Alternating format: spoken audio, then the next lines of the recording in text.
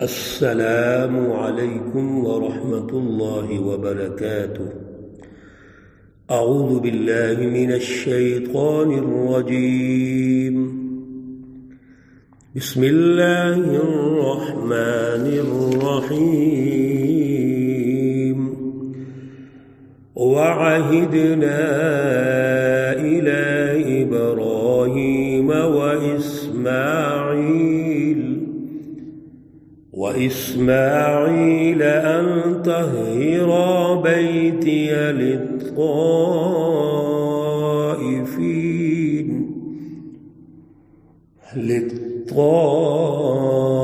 للطائفين والعاكفين والركع السجود۔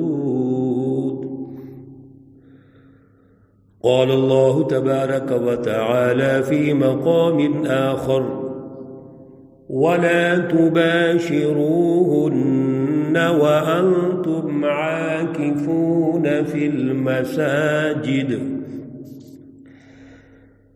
عن عائشة رضی اللہ تعالی عنہا قالت: إن النبي صلی اللہ علیہ وسلم كان يعتكف العشر الأواخر من رمضان حتى توفاه الله، ثم اعتكف أزواجه من بعد۔ رواه البخاری ومسلم۔ صدق اللہ العلی العظیم وصدق رسوله النبی الکریم۔ اللهم صل على سيدنا ومولانا محمد النبی الأمی وعلى آلہ وأصحابہ وبارک وسلم وصل علیہ۔ معزز سامعین و سامعات، آج اس مختصر وقت میں ہمارا موضوع ہے نظام اعتکاف اور اس کے روحانی و سماجی اثرات و نتائج۔ مختصر وقت کے پیش نظر دو آیات آپ کے سامنے تلاوت ہوئی ہیں۔ ایک آیت مبارکہ سورۃ البقرہ پارہ نمبر 1 آیت مقدسہ نمبر 125، دوسری آیت مقدسہ سورۃ البقرہ پارہ نمبر 2 آیت مقدسہ نمبر 187، اور ایک حدیث مبارکہ تلاوت کی ہے جو بخاری اور مسلم شریف صحیحین کی حدیث ہے، متفق علیہ ہے۔ ان آیات اور حدیث مبارکہ کی روشنی میں ہم اعتکاف کو سمجھنے کی کوشش کریں گے۔ اللہ رب العزت نے انتہائی مقدس، محترم، محتشم مہینہ رمضان المبارک ہمارے پاس بھیجا، اور آج موجود ہے اور دوسرا عشرہ جاری ہے، مکمل ہونے کے قریب ہے۔ اس کا جو ہدف ہے کہ اللہ نے مسلمانوں کی تربیت کے لیے کچھ امور طے کر دیے۔ ایک تو نظام صیام اس میں دے دیا، جس میں روزہ رکھتے ہیں صبح صادق سے لے کے غروب آفتاب تک، اور پورے اس کے دائرے متعین فرما دیے۔ نظام صوم کے ذریعے سے اللہ نے پورا نظام دے کر اس کے انفرادی، اجتماعی، سماجی، سیاسی، معاشرتی تقاضے طے کر دیے۔ دوسرا اس میں اللہ رب العزت نے نظام قیام اللیل دے دیا۔ مغرب کے بعد، روزہ کھولنے کے بعد، اللہ رب العزت نے صبح صادق تک رات کو قیام کا ایک نظام بنا دیا ہے، جس کو قیام اللیل کہا جاتا ہے، اور اس کا بھی باقاعدہ ایک سسٹم بنا دیا ہے۔ یہ دونوں جو نظام ہے، اس میں اللہ رب العزت نے جو نظام صوم ہے وہ تو ہر ایک پر فرض ہے، اور وہ کوئی بھی جو مسلمان ہے، عاقل ہے، بالغ ہے، اس پر روزہ فرض ہے، وہ روزہ رکھے گا۔ کچھ حالتوں میں روزہ معاف ہے، اس کی قضا کرنی پڑتی ہے۔ قیام اللیل کے لیے اللہ رب العزت نے غور و فکر کرنے والوں کے لیے، محسنین کے لیے، جو ذوق شوق رکھتے ہیں اللہ کا قرب حاصل کرنے کے لیے، ان میں قیام اللیل رکھ دیا۔ وہاں رات کو نوافل میں، تراویح میں قرآن پاک پڑھا جائے اور پھر قرآن پاک پر غور و فکر کیا جائے۔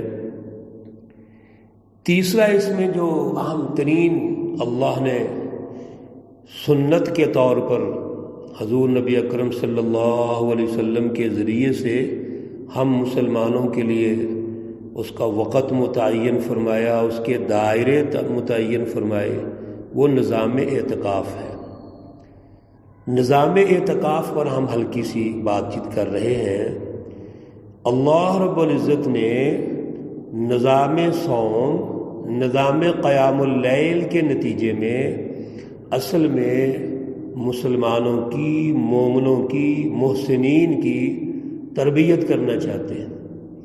روحانی تربیت کر کے، ان کی تربیت کرنے کے بعد ان کی جو ملکوتی صفات ہیں وہ غالب کرنا چاہتے ہیں، ان میں نکھار پیدا کرنا چاہتے ہیں، تاکہ حیوانی اور بہیمی جو صفات ہیں ان کو کنٹرول کیا جائے۔ اللہ رب العزت نے ہر انسان کو 3 نفوس عطا فرمائے ہیں۔ ایک نفس امارہ ہے، نفس مطمئنہ ہے، اور نفس لوامہ ہے۔ نفس لوامہ اور نفس مطمئنہ یہ مومن کے نفس۔ نفس امارہ جو ہے یہ شیطان کے تابع ہے، جو بہیمی خصوصیات، حیوانی خصوصیات کو ابھارتا ہے، غالب رکھتا ہے، اور یہ شیطان اور شیطانی جماعتوں کے تابع ہوتا ہے۔ اللہ رب العزت ان نظاموں کے ذریعے سے، نظام صوم اور نظام قیام اللیل کے ذریعے سے مسلمانوں کی روحانی تربیت کرنا چاہتے ہیں، تاکہ ان کی جو ملکوتی صفات ہیں وہ غالب ہوں اور بہیمی صفات مغلوب ہو جائیں، نفس لوامہ غالب آئے، نفس امارہ مغلوب ہو جائے۔ اور جب نفس لوامہ غالب آئے گا تو پھر اللہ نفس مطمئنہ عطا کرتے ہیں، جو مومن کا نفس ہے۔ یا ایتھا النفس المطمئنہ، اللہ رب العزت سورۃ الفجر میں ارشاد فرماتے ہیں، یا ایتھا النفس المطمئنہ ارجعی الی ربک راضیۃ مرضیہ فادخلی فی عبادی وادخلی جنتی۔ اللہ رب العزت نے مومن کو یہ نفس عطا کیا ہے جس کے ذریعے اللہ کی رضا حاصل ہوتی ہے، دنیا اور آخرت میں جنت ملتی ہے، اور جو آخرت کی جنت ہے اس میں اللہ اس کا استقبال کرتے ہیں۔ اب نظام اعتکاف کا جو بنیادی مقصد ہے وہ تو یہی ہے کہ اللہ رب العزت تزکیہ نفس کرنے کے بعد روحانی ترقی دینا چاہتے ہیں، ملکوتی صفات غالب کرنا چاہتے ہیں، اور اس کے ذریعے سے اللہ رب العزت تمام حیوانی بہیمی جو طاقتیں ہیں ان کو مغلوب رکھنا چاہتے ہیں۔ اسی لیے نظام اعتکاف کے بارے میں بڑی تفصیلات ہیں، لیکن جو روح ہم ڈسکس کر رہے ہیں اس روح کے پیش نظر چند چیزیں اب سمجھنی ضروری ہیں۔ رمضان المبارک کا جو آخری عشرہ ہے اس میں اعتکاف کیا جاتا ہے، جیسا کہ میں نے ابھی حدیث مبارکہ آپ کے سامنے عرض کی، بخاری اور مسلم شریف کی، ام المومنین حضرت عائشہ صدیقہ رضی اللہ تعالی عنہا سے یہ حدیث مبارکہ منقول ہے کہ بے شک نبی علیہ السلام رمضان کے آخری عشرہ میں اعتکاف فرماتے تھے۔ وفات تک آپ کا یہ معمول رہا ہے۔ آپ کے بعد آپ کی ازواج مطہرات اہتمام سے اعتکاف کرتی تھیں۔ اور ایک دوسری حدیث، اور بہت ساری احادیث ہیں، لیکن ایک دوسری حدیث حضرت انس رضی اللہ تعالیٰ عنہ سے ہے۔ وہ فرماتے ہیں کہ رسول اللہ صلی اللہ علیہ وسلم کے آخری عشرہ میں اعتکاف فرمایا کرتے تھے۔ رمضان المبارک کے آخری عشرہ میں اعتکاف فرمایا کرتے تھے۔ ایک سال آپ اعتکاف نہیں کر سکے تو اگلے سال 20 دن کا اعتکاف فرمایا۔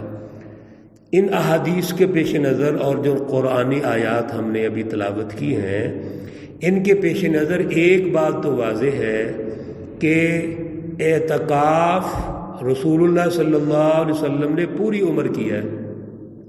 ظاہر ہے جب رسول اللہ صلی اللہ علیہ وسلم نے کیا ہے تو صحابہ کرام نے بھی کیا ہے، اور پھر اولیاء اللہ دنیا کے اندر جتنے بھی نیک لوگ ہیں وہ اعتکاف کرتے ہیں۔ اس لیے اعتکاف رمضان المبارک میں ہوگا، آخری عشرہ میں ہوگا، اور ہدف کیا ہے؟ تزکیہ نفس، روحانی ترقی، تقوی، یہ مقصد ہے۔ جیسے نظام صوم کا مقصد ہے، قیام اللیل کا مقصد ہے، اسی طرح اعتکاف کا مقصد ہے۔ اب اعتکاف مسجد میں ہوگا، روزے کی حالت میں ہوگا، اور مسجد کے ایک کونے میں، جیسا کہ یہ جو لفظ اعتکاف ہے، اس کا معنی ہے کہ اپنے آپ کو ایک جگہ ٹھہرا لینا، ایک جگہ مقرر کریں، اس جگہ پہ بیٹھ جائیں آپ، اور اس نیت سے بیٹھیں اور اٹھیں کہ میں اللہ کی رضا کے لیے بیٹھا ہوں۔ اللہ کے پورا جو سماجی نظام ہے، معاشرتی نظام ہے، ہمارا پورا نظام زندگی ہے، اس پہ غور و فکر کرنا ہے، قرآن پاک سے رہنمائی لینی ہے۔ سب سے بڑی بات ہے غور و فکر۔ اور میں نے ان 10 دنوں کے اندر اعلیٰ شعور حاصل کرنا ہے، اعلیٰ نظریہ حاصل کرنا ہے، اعلیٰ فکر حاصل کرنی ہے، اللہ سے تعلق کو مضبوط کرنا ہے۔ میرے عزیزو دوستو، جب یہ ہدف ہوگا تو پھر بات چیت تو نہیں ہو سکتی، پھر ہم بالکل خلوت نشین ہو جائیں گے۔ یہاں خلوت نشینی کا مقصد یہ ہے کہ ہم اپنے وقت کو قیمتی بنائیں اور غور و فکر کریں۔ عام طور پہ جو اعتکاف بیٹھا جاتا ہے، اب کچھ بزرگ بیٹھ جاتے ہیں، کئی نوجوان بچے بیٹھ جاتے ہیں، اور پھر محض وہ گفتگو اور وقت ضائع کرنے کے علاوہ کچھ نہیں ہوتا۔ اصل میں سب سے پہلے تو ہمیں اعتکاف کے مقصد کو سمجھنا چاہیے کہ وہ روحانی مقصد ہے، روحانی ترقی ہے، اللہ کا قرب ہے، تزکیہ نفس، اور پھر اپنے ماحول پہ غور و فکر کرنا ہے۔ قرآن پاک کی جب ہم تلاوت کرتے ہیں تو قرآن پاک کا جو اصل ہدف ہے سماج کی تشکیل، معاشرے کی تشکیل، ہم نے ان 10 دنوں کے اندر یہ غور کرنا ہے کہ اس قرآن پاک کے ہدف کو کیسے اچیو کریں۔ رسول اللہ صلی اللہ علیہ وسلم جو اعتکاف بیٹھ کے اس نظام اعتکاف کے ذریعے سے مینجمنٹ کرتے تھے، انسانیت کو سکھاتے تھے، رہنمائی دیتے تھے، ہم نے وہ چیزیں کیسے سیکھنی ہیں؟ کیا اس کا طریقہ کار ہو سکتا ہے؟ اس انداز میں ہم نے نظام اعتکاف کو سمجھنا ہے، اور جن احباب میں ذوق اور شوق ہے وہ اس ذوق سے بیٹھیں کہ اللہ کو راضی کرنا ہے۔ جیسا ہم ایک جگہ بیٹھ کر اللہ کے در کو پکڑ لیں اور پکڑ کر یہ اللہ سے کہہ دیں بیٹھتے ہوئے کہ یا اللہ تو نے مجھے معاف کرنا ہے، میری توبہ قبول کرنی ہے، تو میں نے اٹھنا ہے، بس میں اب تیرے در پہ آ گیا ہوں۔ یا اللہ تو آج ہمارے ملک کے قومی اور پھر پوری انسانیت کے بین الاقوامی جو مسائل ہیں، پوری انسانیت پریشان ہے، اس کے لیے ہمیں غور و فکر کی، اپنی طرف توجہ کی جو ضرورت ہے، قرآن پاک پر جس طرح توجہ کی ضرورت ہے، وہ ملکہ، وہ اوصاف، وہ ملکوتی صفات یا اللہ میرے اندر پیدا فرما، پھر میں نے اٹھنا ہے۔